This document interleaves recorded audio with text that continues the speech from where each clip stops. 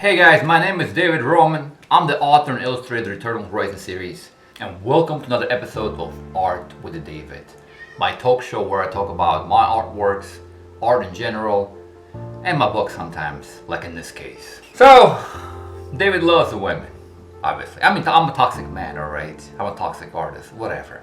Get the fuck out of here. I'm a fuckboy. I love the women, alright? So anyway, the women characters in my books, I've been told I sexualize them because they're all fucking hot. And if you think that, go fuck yourself. I don't care. They work out. They're hot, alright? All my characters are badass bitches, alright?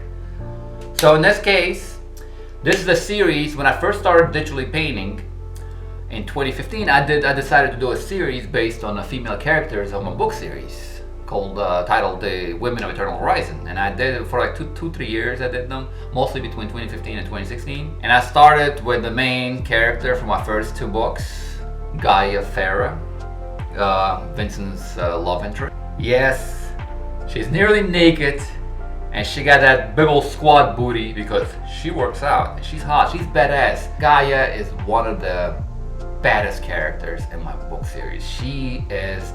She's like a girl boss, but at the same time, it's like she never puts down any of the men. She never puts down Vincent.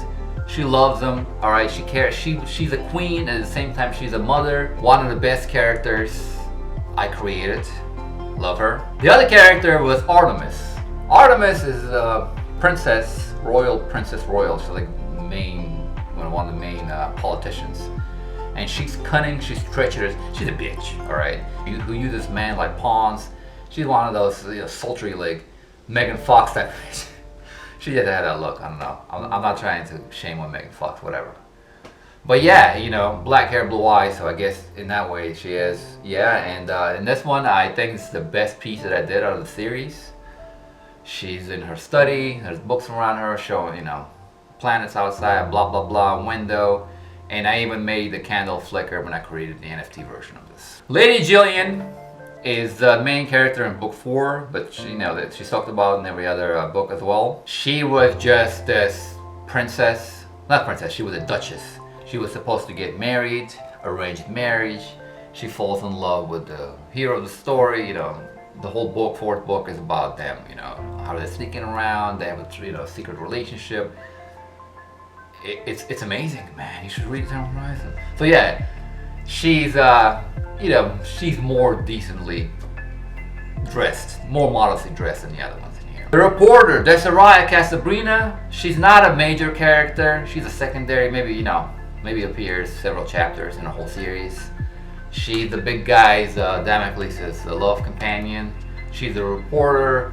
She's a journalist. She likes to sneak into places, so I wanted to portray her on top of a beam, listening in to the conversation between the military and some scientists, blah, blah, blah, whatever, man. I just did this piece, alright? Then I have the sexiest piece, Aurora. She's the sorceress, I guess technically. She's the high abbess. I'm not sure if I'm saying that right. She's the head of the nunnery, I guess, whatever, of the sick, like religion cult that worships the giant. That's why I painted the giant Cosmos in the background. He's the main bad guy in book 1. She also appears in book 1. She has superpowers, and she dresses sexy as fuck, and she's sexy. So I wanted to, make this as sexy as possible, man. It's like I'm surprised they haven't taken this down from David Art. Then I have the assassin. Now, Isabella is mentioned throughout all 6 books, but she never appears in them. She's one of those characters that is talked about, but she is, she's an assassin. She's not an assassin, but she becomes an assassin. She does all kind of weird jobs. She pretends to be somebody she's not to infiltrate the other guy's crew, falls in love with him. One of those stories, and I wanted to portray her in like a dark outfit. She cuts her hair. Then we have Sandra de la Ponza, one of the main characters in book 3. She's also one of the secondary characters in book 4 and 5. She's a pilot, and she's badass, all right? She rescues the hero on several occasions, just like he rescues her. They have this really romantic relationship in book 3. I mean, I love Sandra. Sandra's amazing. Then we have the singer. She is like not even a secondary character. She mainly only appears several times, but she's Xander's love interest.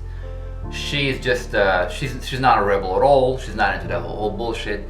She's just an entertainer who's a friend of the crew. She's a singer. She plays the piano. So I wanted to portray her on top of her penthouse in a see-through dress. You know, I wanted to make her as sexy as possible. She's beautiful. And this is the piece. And last but not least, we have Cassandra. Cassandra is Orion's love interest. She appears in book 5. She's a bitch.